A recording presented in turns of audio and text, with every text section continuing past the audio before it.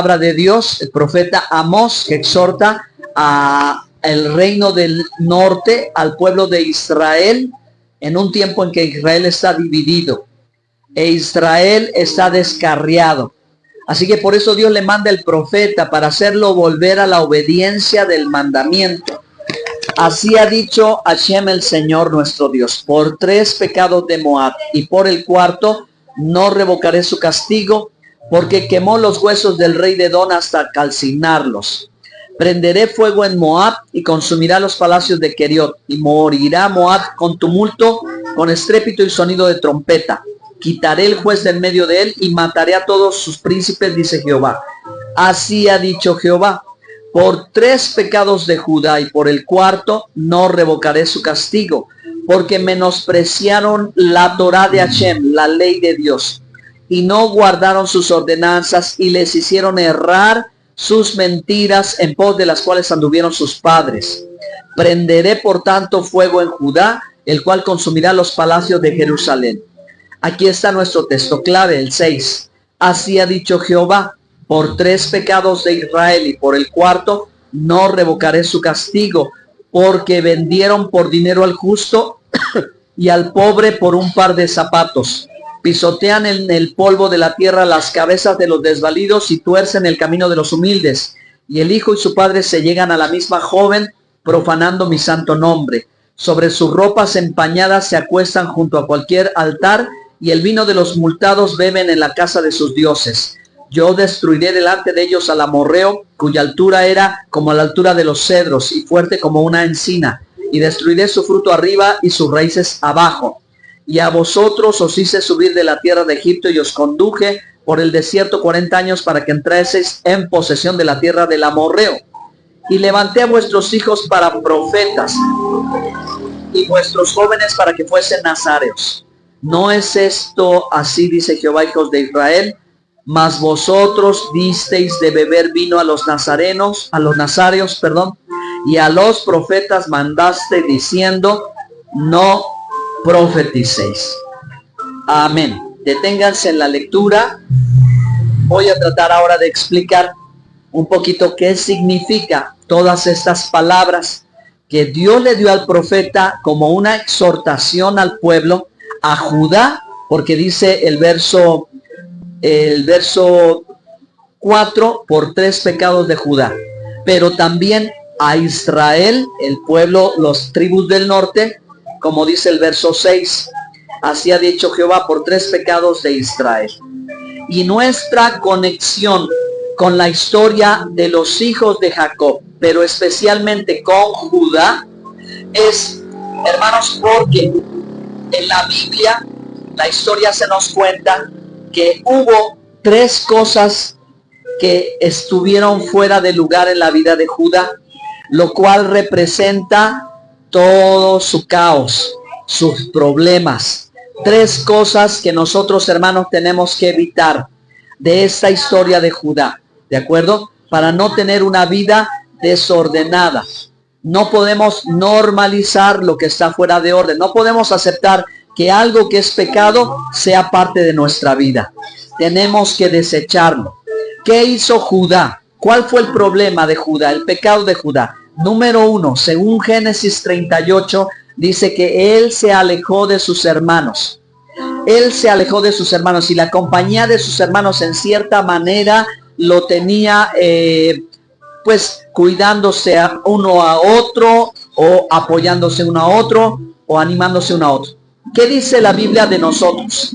Hermanos, la Biblia de nosotros dice: no dejando de congregarse. La exhortación con la cual nosotros tenemos que empezar a cuidar nuestra vida es el no apartarnos de nuestros hermanos. Y nosotros nos encontramos cada vez que nos reunimos. Por eso en Hebreos capítulo 12, la invitación para los creyentes en el Mesías era esa, de no alejarse de los hermanos, porque cuando estamos juntos tenemos compañerismo. Cuando estamos juntos, hermanos, nos instamos los unos a los otros. El hecho tan solo de vernos ya representa una motivación.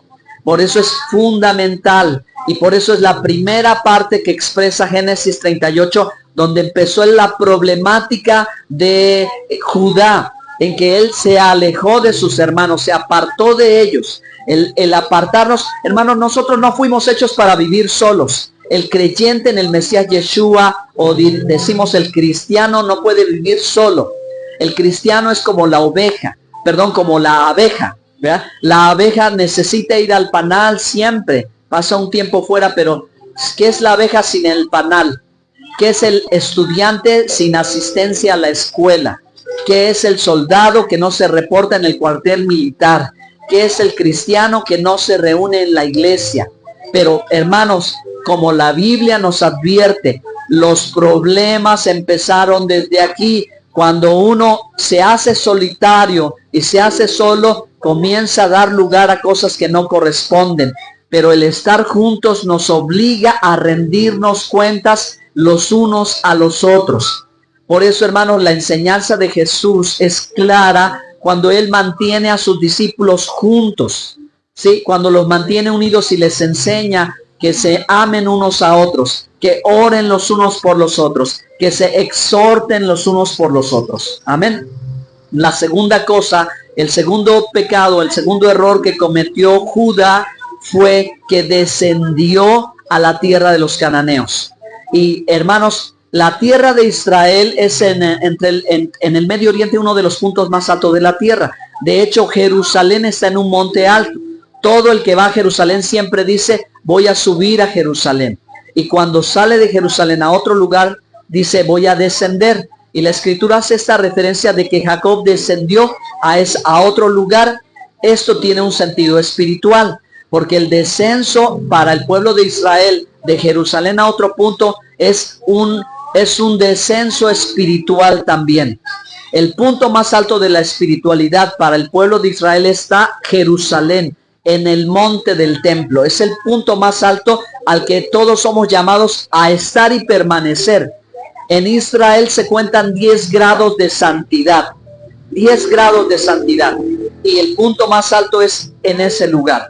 Así que todo aquel que empieza a descender físicamente o espiritualmente representa una bajada espiritual. Y yo quiero recordarles algo que en algún momento hemos sabido. Nosotros, hermanos, no nos podemos congelar en el último punto espiritual en el que nos hayamos quedado tiempo atrás, porque la vida espiritual es como el fluir de un río.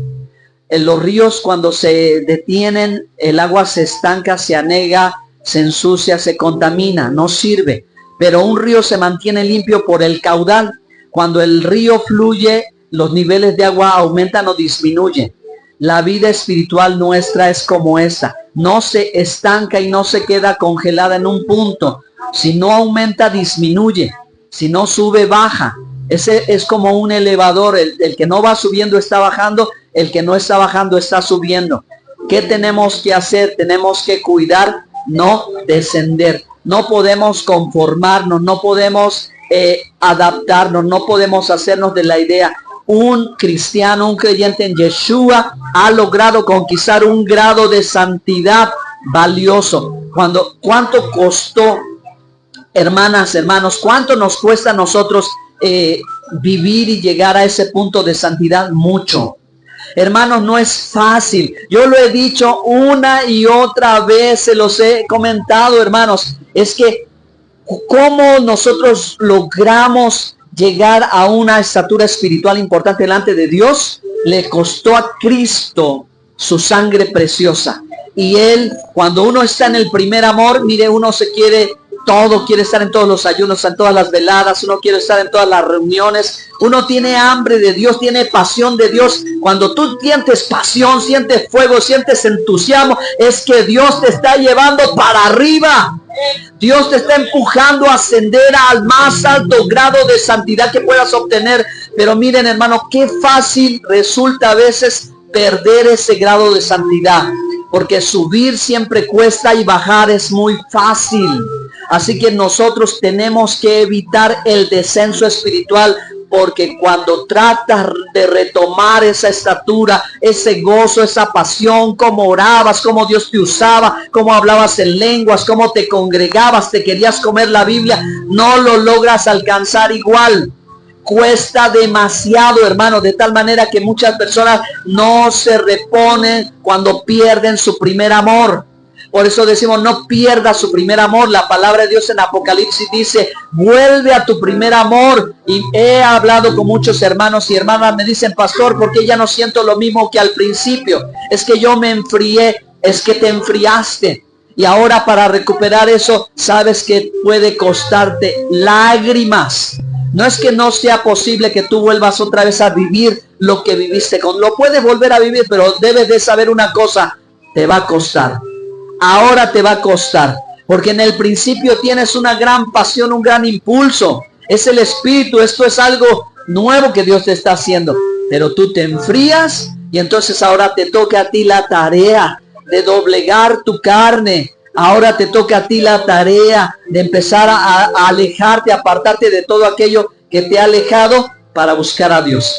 Entonces, queridos hermanos, Judá descendió y miren qué problema. Empezó su carnita, empezó a tentarlo y empezó a tropezar. De tal manera que este personaje de los patriarcas de la nación santa de Israel fue a buscar a una mujer inadecuada. ¿Ok? Se equivocó aquí. Su carne lo dominó, cayó, pecó. Y luego, hermanos, la Biblia dice cómo, ¿verdad? Ahora, el que condenaba a esa joven, a esa mujer que buscaba el linaje del Mesías, ahora él dice, quémenla por lo que ha hecho, pero ella, ¿verdad? Al final demostró que no era su intención mala, era buena intención. Entonces, ¿qué diríamos ahora para nuestra enseñanza en tercer lugar? En tercer lugar, él se metió con la persona equivocada y la Biblia habla de que era una ramera, así lo traduce. Pero en la palabra de Dios, hermanos, este tema acerca de la prostitución se entiende no solamente en el nivel físico, sino también en el nivel espiritual. Es decir, hermanos, cuando uno entra o accede a las doctrinas erróneas, es algo similar en el campo espiritual. Entonces nosotros tenemos prohibiciones en la Biblia, y las prohibiciones en la Biblia son por nuestra conveniencia. La Biblia nos prohíbe ciertas cosas porque están mal, porque nos van a perjudicar, nos van a causar daño, nos van a causar dolor. Y entonces, hermanos, esta frase se vuelve una realidad. Una vida desordenada traerá problemas a corto o a largo plazo a los hijos y a las hijas de Dios. ¿Cuántos hijos y hijas de Dios hay aquí? Nosotros somos hijos de Dios. Pasa una cosa y de una vez voy a aprovechar a aclararla. Porque si un hijo de Dios pone la mirada en los de afuera y dice, pero ¿por qué los de afuera hacen esto? ¿Por qué los de afuera hacen aquello y nada les sucede? Es que hay un tratamiento diferente para un hijo que para el que no es hijo. Y la palabra de Dios dice que el que a Dios toma por hijo, lo corrige. Así que el que cuando viene a los pies de Cristo empieza a sufrir un tratamiento, un proceso, es porque el Padre lo está corrigiendo, porque no lo quiere dejar donde está. Y yo le doy muchas gracias a Dios porque Él lo hizo en mi vida. El proceso lo he vivido en mi carne propia, hermanos. He llegado a las plantas del Señor con lágrimas en los ojos y con dolor en el corazón de todo lo que me ha costado a mí y lo que el Señor me ha hecho entender, para no dejarme en mi condición, sino para repararme y levantarme. Pero ¿qué pasa con el mundo? El mundo es diferente. El mundo no es hijo de Dios, no es hija de Dios, porque Dios no los corrige. Por eso ellos pueden hacer maldades y seguir como si nada. Entonces, ¿qué va a pasar, pastor? Al final, ellos se van a ir de ese mundo. No, mi hermano, espéreme. Al final, Dios les va a presentar la cuenta completa. Para el impío al final de su vida, Dios le va a dar la cuenta completa y le va a cobrar todo. Pero para un hijo de Dios no va a pasar así. Para un hijo de Dios es diferente porque Dios ha determinado hacer algo. Hermano, hermana, cada vez que nosotros cometemos errores, sufrimos las consecuencias. Y todo lo que se siembra se cosecha. Pero Dios es tan amoroso que esa cosecha te la reduce. Sin embargo, no significa que nosotros vamos a pasar toda la vida como inocentes. No nos engañemos a nosotros mismos. Todo lo que el hombre sembrare, eso cosechará. Y hay una cosechita para cada uno de nosotros. Pero ¿qué hace el Padre amoroso? El Padre que te toma por hijo te dosifica la cosecha. ¿Sí? Es como cuando vamos al doctor y el doctor nos va a dar la medicina, no nos dice tómate todo el jarabe completo. El doctor te dice tómate una cucharadita, te dosifica la medicina hasta que te cures. Así que de pronto, hermanos, si a nosotros, ¿verdad? Nos pasan cosas cuando buscamos, si nos pasan cosas cuando no buscamos a Dios. Si nos pasan cosas cuando buscamos a Dios, no te olvides que Dios te va a dosificar un poquito de aquello que está a la cuenta pendiente. ¿Ok? Porque Dios no tomará al culpable por inocente. ¿Sí? Cristo nos perdonó, pagó el precio por nuestros pecados. Nosotros somos salvos y con Dios estamos reconciliados. Pero hay algo que siempre queda. Hay como el oro refinado pasado por fuego. Queda la escoria. Hermanos, también a veces en nosotros, si nosotros no ordenamos la vida, nos va a quedar la escoria y Dios tarde que temprano va a empezar a suministrarnos. No nos va a gustar, nos va a doler, nos va a causar problema, nos va a pesar, pero Él lo va a ir haciendo poco a poco hasta que nosotros lleguemos a entender que una vida desordenada no nos conviene. Amén. Entonces, vamos a hablar acerca del libro del profeta Amós. 3 cosas del profeta Amós hacia el pueblo de Dios. 3 cosas que el profeta advierte al pueblo de Dios. Número 1, que ellos habían normalizado la violencia. Es decir, hermanos, ellos ya permitían la corrupción llegar a tal grado que a la gente que actuaba bien la estaban dañando. Había traición, por eso dice que vendían a un justo a precio de dinero. Ellos no estaban haciendo nada por la gente que estaba siendo buena con ellos. Al contrario, le estaban haciendo mal a la gente que estaba haciendo bien. Ahora dice que estaban tomando el vino que aturbe, y el vino aturbador o turbador hablaba acerca de que estaban accediendo a enseñanzas y cosas que estaban aprendiendo que no eran conforme a la palabra de Dios. La tercera cosa es la clave o el punto aquí clave, cuando el profeta dice el padre y el hijo se allegan a la misma mujer. Entonces el profeta los está exhortando porque están extraviados en este asunto, hermanos. Están normalizando la inmoralidad sexual. Y hermanos, este tema es tomado de la historia de Judá cuando se allega a la que iba a ser otra vez su nuera. ¿Ok? Y Dios dice, eso no es correcto. En la palabra de Dios tenemos mucha enseñanza acerca de cómo nosotros debemos de conducirnos en el tema. En la palabra de Dios hay muchas prohibiciones, hermanos, y tenemos que atenderlas. Y si alguien me dice, bueno, es que del Antiguo Testamento, yo te quiero platicar que en la carta a los Corintios, Pablo exhorta a la iglesia porque estaba dándose otra vez un caso como este. Y Pablo dice, despídanlos porque ellos no se han arrepentido. Despídanlos ya de la congregación. Entonces, hermanos, es importante que nosotros no normalicemos las cosas que están mal en nuestra vida. Tenemos que resolverlas. El pueblo de Israel estaba siendo indiferente ante la necesidad de otros.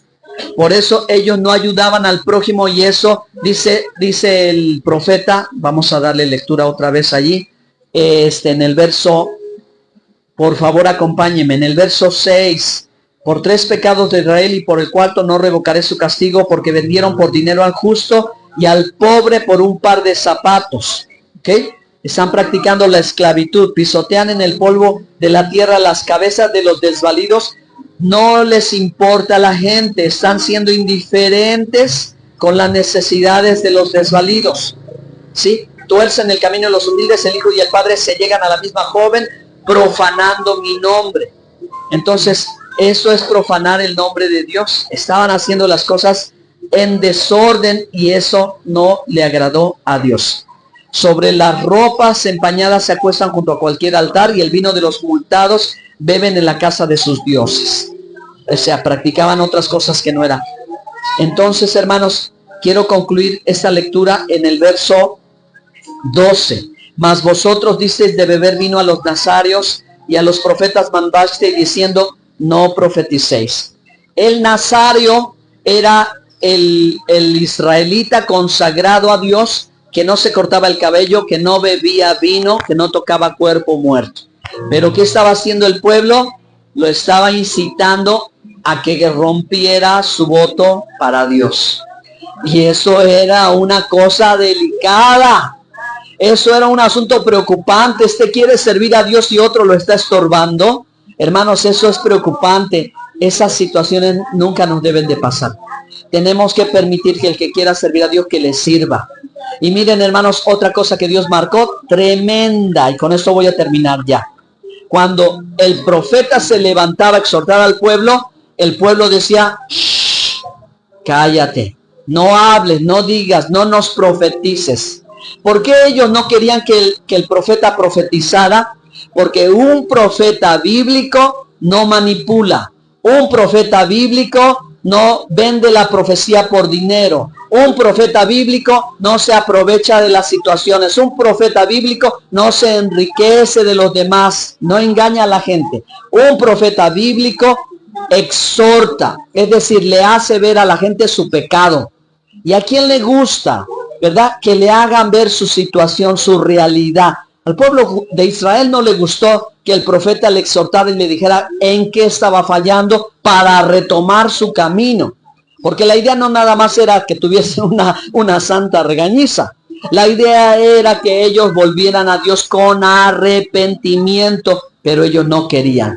Ellos no quisieron y entonces ellos determinaron mejor que el profeta guardara silencio. Y esto es lo que a Dios le estaba molestando. Y hasta el día de hoy, hermanos, Dios no ha cambiado.